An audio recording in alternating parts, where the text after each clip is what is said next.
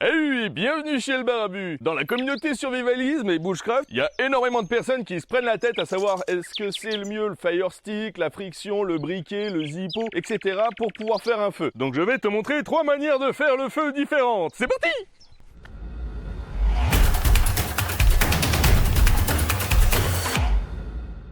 Alors, je vais t'avouer un truc. Avant de faire cette vidéo, je ne savais pas faire un feu à l'archer. Et pour apprendre à faire le feu à l'archer, je suis allé voir un expert. C'est un des experts de l'émission Wild sur M6. J'ai nommé Willy. D'ailleurs, si jamais ça vous tente, j'ai mis le lien de sa page Facebook en description de cette vidéo. N'hésitez pas à aller y faire un tour, il y a plein d'informations sympas. En plus, il part souvent en Guyane, c'est un truc nickel. Donc, du coup, voilà ce qu'il m'a montré. Ça, je sais que c'est du lierre, je l'ai emmené. La drille, par exemple, c'est un copain qui m'a filé un paquet de bois pour allumer mon barbecue. J'ai essayé, ça marche. N'importe quel bois, ça fonctionne. Il faut juste la technique. C'est pour ça qu'il ne faut pas commencer trop vite. Si tu commences trop vite, tu vas faire tout de suite de la sueur carbonisée. Et donc, tu n'auras pas ton amadou, comme on dit. Donc, tu commences doucement pour avoir une sueur. Naturellement, avec le frottement, ça va commencer à fumer. Voilà, tu vois, ça rougit là. Voilà, là, on est bon. Alors, en théorie, tu le prends comme ça. Là, j'ai que dalle. Tu as vu, je fais ça en 5 minutes. Je vais me cramer les mains.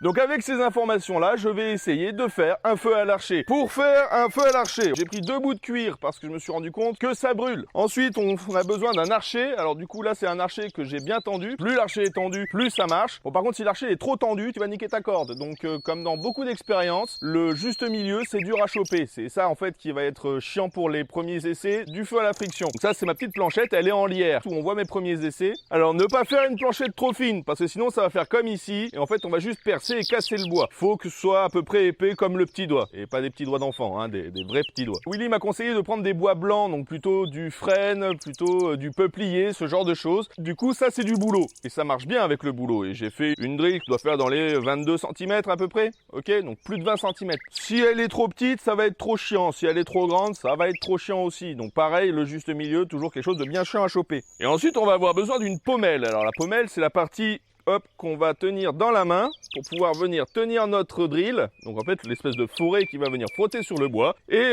faire en sorte que ça glisse pas dans les doigts et qu'on se crame pas. Donc là j'utilise une huître. Donc je me suis entraîné pendant une petite semaine et maintenant ça va, ça sort plutôt bien. On va tester le feu par friction. Pour faire un feu, on va prendre notre planchette. J'ai une drill ici, donc l'espèce de forêt. On va lui faire des petites arêtes sur le côté parce que ça permet d'avoir plus de friction. Hop, hop là.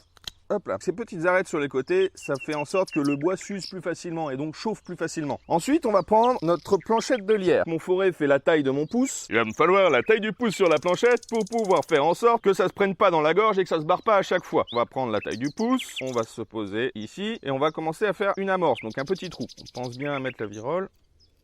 Voilà, donc là j'ai mon petit trou. Je pose mon cuir par terre, je pose ma planchette par-dessus, je prends ma coquille d'huître, mon petit morceau de cuir souple, je le plie en 4 histoire de pouvoir tenir ma coquille d'huître sans me cramer parce que ça va chauffer. Et donc, ma drill, j'ai un bout pointu là et un bout plus rond là. Le bout pointu va dans le cul de l'huître et la partie un peu plus ronde va se ficher dans le trou qu'on vient de faire. Et donc après on va venir avec l'archer pour tourner, pour faire ce qu'on appelle l'amorce, le début du trou, afin de pouvoir faire notre encoche au bon endroit. Sinon il y a de fortes chances qu'on se plante sur la taille de l'encoche. Toujours bien préparer son trou avant de faire un feu. Je prends mon archer, je mets la partie qui va frotter à l'intérieur au-dessus et je viens donner une torsade comme ça. Ah oui, j'ai oublié un truc. J'arrive pas à faire un feu quand j'ai mes chaussures. Du coup, je vais me mettre pieds nus. Donc le prends pas mal. En plus, le fait d'avoir le pied nu quand on fait un feu, ça te permet de sentir avec le pied la chaleur de la petite braise que tu es en train de faire. On crache dans le cul de l'huître pour bien faire en sorte que ça glisse. On n'en met pas trop parce que sinon ça va courir le long du forêt et on veut pas un feu mouillé, hein. On enlève les lunettes sinon elles vont nous faire chier.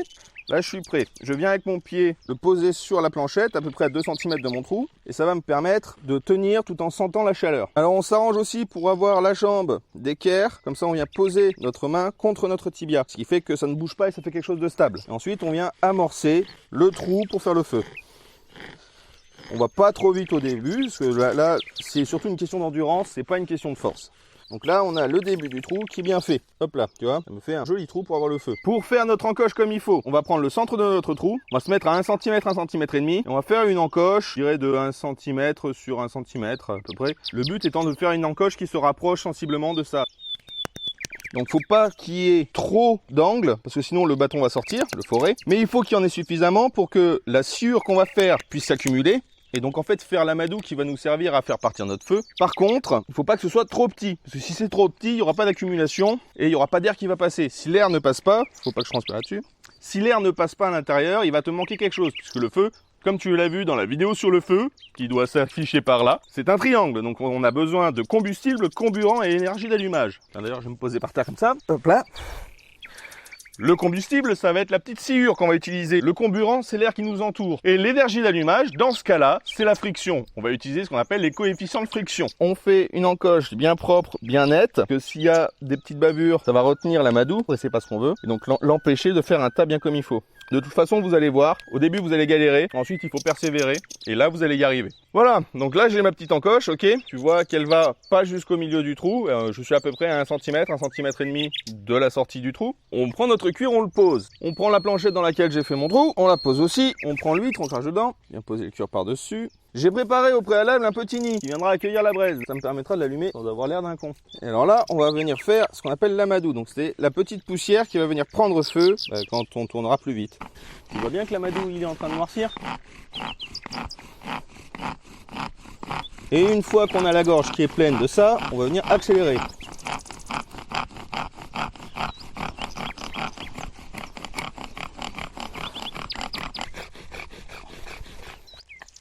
Hop là.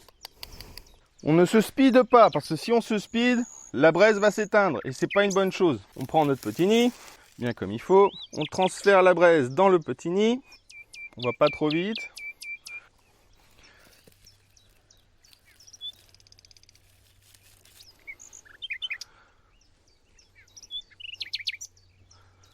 Hop là. Et on a un feu qui naît. Alors j'ai préparé un seau d'eau à côté. Hop là, pour éviter de me brûler. Donc là, tu vois une technique pour pouvoir avoir une braise assez facilement. Alors, on va faire les pour et les contre du feu par friction. Alors dans les pour, je dirais, c'est du bois blanc sec. Suivant la saison, vous allez arriver à en trouver facilement. Le printemps et l'été. L'automne et l'hiver, c'est 2 saisons assez humides, donc ça va un petit peu être la galère. Ensuite, vous vous basez sur une connaissance et non sur un briquet. Donc c'est-à-dire que vous pourrez refaire la connaissance plus tard. Moi perso, quand Willy il a sorti ça de son sac et qu'il m'a regardé en me disant je t'allume un feu, c'est plus classe que quand tu sors un briquet. J'avoue, c'est badass. Il n'y a pas d'autre mot, c'est vraiment badass. Pour impressionner les potes, c'est génial, il n'y a pas mieux. Là-dedans, j'ai pas payé 1 euro. Le seul truc que j'ai dû payer, c'est le lacet pour mes chaussures. Mais hormis ça, il n'y a rien qui a été acheté. Donc c'est le briquet le moins cher que je connaisse. Dans les contres, ça prend un peu de place. Plus de place qu'un briquet ou qu'un fire stick. Sinon, si jamais il y a trop d'humidité dans l'air ou ce genre de choses, vous risquez de vraiment galérer comme un porc pour pouvoir l'allumer. Sinon, ça demande de l'entraînement. Si jamais vous vous entraînez pas, vous n'avez pas les gestes qui viennent naturellement. Et si les gestes ne viennent pas naturellement et que vous voulez impressionner vos amis, vous allez juste passer pour un con. Donc maintenant, je vais te montrer un briquet qui est moins ancien, qu'on appelle le briquet silex acier. Alors, le briquet à silex, donc attention à ne pas confondre avec le briquet marque acide silex, on va utiliser de l'acier au carbone. C'est pour ça en fait que j'ai galéré.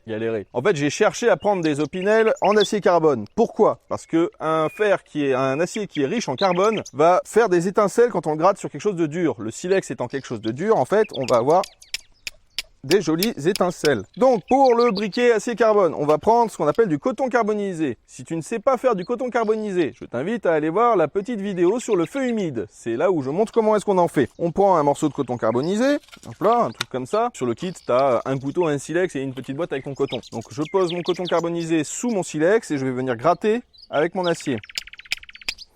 Voilà, j'ai mon coton carbonisé qui va se mettre à rougir et donc à faire une braise. Ça commence à bien rougir. Ensuite, on prend notre petit nid comme tout à l'heure. On vient mettre notre coton dans le nid. On vient border notre braise. Comme tu vas dans un bivouac, tu auras forcément besoin d'un couteau, ne serait-ce que pour manger. Alors, c'est mieux de prendre un acier au carbone. Après le coton carbonisé, un vieux jean, tout le monde en a. Des vieux t-shirts en coton, ce genre de conneries. Hop là. Et là, tu as une bonne flamme. Donc, c'est ce qui prend le moins de place. Oups, allez, dans le seau. Donc, pour les pour, ça prend pas de place, c'est facile à faire, c'est pas cher, et en plus, peu importe la saison, vous aurez de quoi en faire. Le coton carbonisé, bah voilà, ça se fait autour d'un feu. Pour les contres, pour pouvoir faire du coton carbonisé, il vous faut un feu pour carboniser votre coton. Pour les contres, bah je vois pas énormément de contres, en fait. Donc maintenant, on va passer au feu suivant. Dans les autres moyens un peu plus modernes pour faire du feu, on a ce qu'on appelle le fire steel. C'est une barre en ferrocérium. Le ferrocérium, c'est un alliage acier ou fer avec du magnésium et entre 5 et 2% de terres rares. Ça a été inventé à la base par des militaires, donc c'est pour faire du feu rapidement. Après, c'est comme sur les autres feux, ça demande un peu d'entraînement. Donc en fait, c'est une barre qu'on va venir gratter avec le petit onglet pour faire des étincelles. Le ferrocérium, c'est ça qui est bien en fait. Ça réagit très bien et ça fait une étincelle. La voie, elle est bien blanche, ça veut dire qu'elle est bien haute en température. On prend de la bourre qu'on fait bien légère et on va venir mettre le feu à ce petit nid. On vient se poser au plus proche de notre nid et on vient gratter. Voilà. on vient faire cramer le tout, d'accord? Voilà. Donc, c'est une pierre, c'est exactement la même chose qu'une pierre à briquet, mais en beaucoup plus grand. Ça demande un petit coup de main parce qu'il faut arriver à jauger la vitesse. Si tu vas trop vite, tu vas jamais arriver à l'allumer. Tu chauffes beaucoup plus quand tu vas lentement, parce que ça a le temps de monter en température. Alors, dans les pour et les contre, dans les pour, ça prend pas de place. Dans les contre, bah, ça demande un petit brin d'entraînement, moins que le feu à friction, mais ça demande un brin d'entraînement. C'est aussi composé de terres rares. Donc bon, je suis pas super fan de l'utilisation des terres rares, parce que le jour où tu n'as plus ça, tu ne peux plus faire de feu, puisque tu t'es basé sur un objet et non sur une connaissance. Après, si jamais vous galérez à allumer un feu comme ça, qui peut arriver, eh bien, il y a toujours le coton carbonisé. Tu peux prendre ton coton carbonisé, le poser sur ton tas, et en fait, à la moindre étincelle, hop, ton coton carbonisé, il chope l'étincelle et là, il va arriver à te faire un feu. Hop, allez, fais-moi une belle flamme, merci. Donc là, tu vois, avec du coton carbonisé, ça part tout seul, c'est un peu plus long, c'est tout. Mais au moins, si tu galères à la base avec un fire steel, le coton carbonisé peut te sortir de la merde. C'est quand même vachement utile le coton carbonisé. Par contre, dans les inconvénients, ça m'a coûté 7,50 €. Je suis pas super fan de cette technique-là, parce que c'est se baser sur un objet et non sur une connaissance. Et c'est un objet que je ne peux pas refaire, puisqu'il y a de l'acier, du magnésium et des terres rares, des choses que je n'ai pas sous la main. Alors que du jean ou du bois, j'en ai sous la main. Alors, à ces trois méthodes, je rajouterai que c'est toujours très utile d'avoir ce genre de petites bestioles, au moins dans la pharmacie. Parce que quand vous voulez désinfecter une aiguille pour vous enlever une écharde ou pour faire ce genre de choses, il vaut mieux avoir un petit briquet. Puis ça permet d'avoir aussi un moyen de secours pour pouvoir faire du feu. Après, c'est vrai que s'il n'est pas dans une boîte, vous risquez de le casser, ou vous n'êtes jamais à l'abri d'une merde, du piezoélectrique qui saute, ou même de la pierre qui se finit, parce que vous n'avez pas moyen de le voir très vite. Donc parmi ces trois méthodes que je vous ai montrées, donc le feu à friction, le feu au briquet silex avec de l'acier et le fire steel, je dirais qu'il n'y en a pas un qui est meilleur que l'autre. Tout dépend de ce que vous cherchez quand vous faites un feu. Si vous cherchez un feu pour faire un feu, le briquet c'est pas mal. Le fire steel c'est quelque chose de sympa aussi, mais en fait c'est ni plus ni moins que le briquet sans le gaz. Le ferrocerium est juste plus long. Après, si vous cherchez un feu pour impressionner les copains ou pour avoir de la satisfaction quand vous le faites, ou quelque chose que vous pouvez répéter, c'est-à-dire quelque chose que vous n'achetez pas mais que vous fabriquez vous-même, le briquet à coton carbonisé ou le briquet à friction, ce sont deux choses qui se font très bien. En fait, quand on veut faire du feu, l'important, on s'en fout de comment tu vas le faire. L'important, c'est d'avoir du feu. Si tu as plusieurs moyens sous la main, c'est mieux. Si jamais tu n'en as qu'un seul, c'est dangereux parce qu'on n'est jamais à l'abri d'une couille. La méthode qui utilise le coton carbonisé, elle te permet de sauver la face. Si jamais tu n'arrives pas à allumer avec ton fire steel, tu peux allumer ton coton carbonisé qui t'aidera à allumer le reste du feu. Si jamais tu as un briquet, que tu n'as plus de gaz dans ton briquet, tu peux toujours utiliser la petite étincelle ou l'arc électrique du piezoélectrique pour allumer du coton carbonisé. Pour donner mon avis sur le débat, parce que ça, c'est un petit peu chocolatine vs pain au chocolat chez les bushcrafters. Le feu, l'important, c'est de l'avoir. On s'en fout de savoir comment est-ce que tu l'as. Si jamais cette vidéo t'a plu, n'oublie pas de me le dire dans les commentaires, comme ça je saurai si jamais vous voulez que je remontre d'autres méthodes pour faire du feu, parce qu'il en existe énormément. Et là, je vous en ai juste montré 3 parce que je voulais pas faire une vidéo d'une demi-heure. Ça peut être intéressant de refaire d'autres formats comme ça. Ça y est, cette vidéo est terminée. N'oublie pas de liker, partager, commenter. Tu connais la chanson, tu es un barbu maintenant. Et surtout, n'oublie pas, abonne-toi!